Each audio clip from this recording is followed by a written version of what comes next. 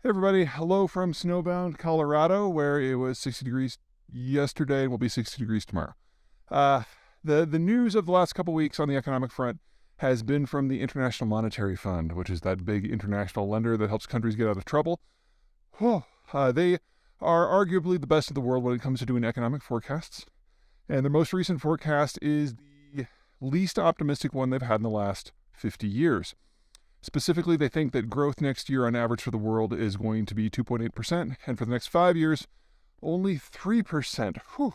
And honestly, they're probably being significantly over optimistic. So let me kind of give you it from 3 points of view. So, first of all, from the developed point of view, the rich world. The rich world, most economic activity comes in the form of private consumption. You running your credit card, buying a house, going to college, raising kids, buying a home, all that good stuff. Problem is that most of that activity is done by people under age 50. And with mass urbanization starting in most places around 1940, 1950, we've seen lower and lower and lower birth rates throughout the rich world. There is no country that is an exception to that.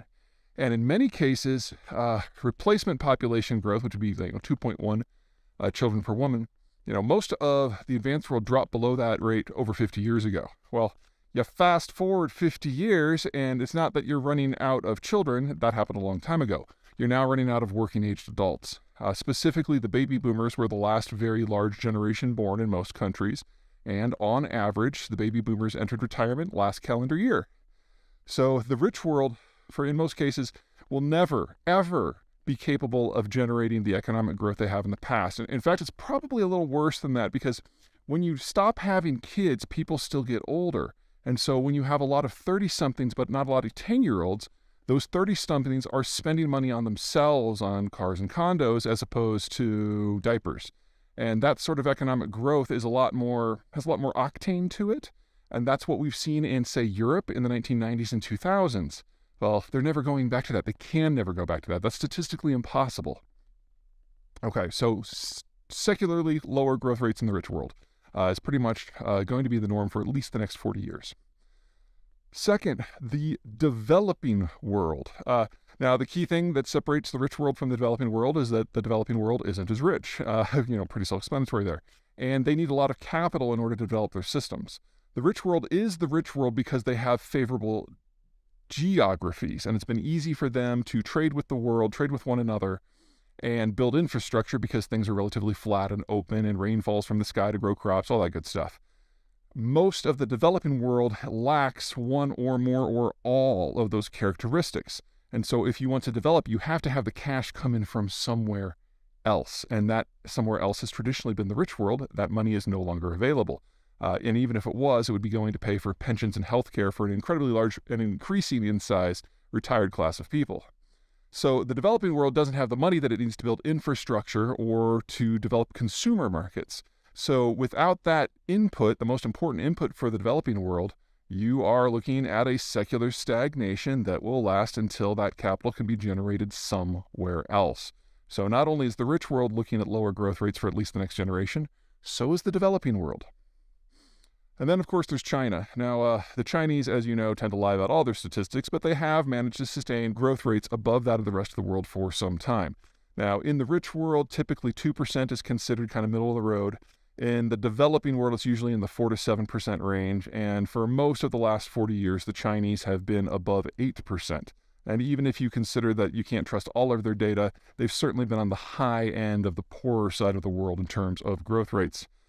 And now they're thinking that, 4% may be as good as it's going to get.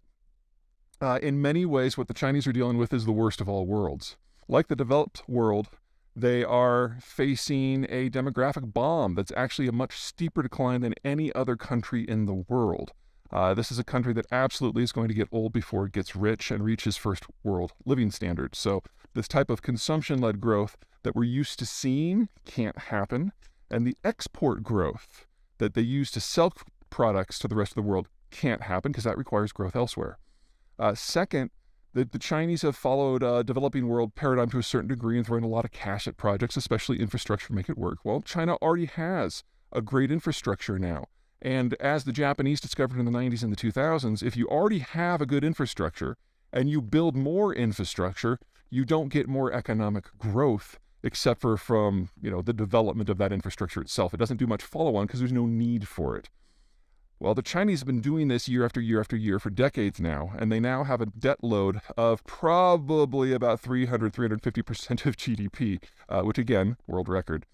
And they're just not capable of sustaining that in the long run. And then third and most importantly, the single most important factor behind Chinese success these last several decades has been de facto American sponsorship to allow the Chinese to have risk-free, secure, and above all, cheap access to the world's energy markets, raw commodities markets, and consumer markets without them having to lift a finger. That's clearly not in the cards anymore. So every aspect of growth from most every corner of the world looks like it's going to be lower for quite some time, and the IMF forecast is probably over-optimistic. What we're dealing with is the unwinding of the globalized world from both a geographic and a demographic point of view, and that was always going to generate low growth rates. Now, low on average does not mean low everywhere. We're seeing a lot of nearshoring, reshoring, friendshoring as countries want to move manufacturing capacity, particularly for critical materials and critical technologies, back home so they're not vulnerable to, say, a genocidal dictatorship. That will be growth stories in those places, but by definition, that manufacturing capacity will not be global. So it's a bit of a global starvation diet from a growth point of view. So for every place where you have a Vietnam or a Mexico or the United States that will do very well in this environment, you will have a China and a Korea and a Germany that goes down the tubes. And that's just where we are now. Okay, that's it for me. See you guys next time.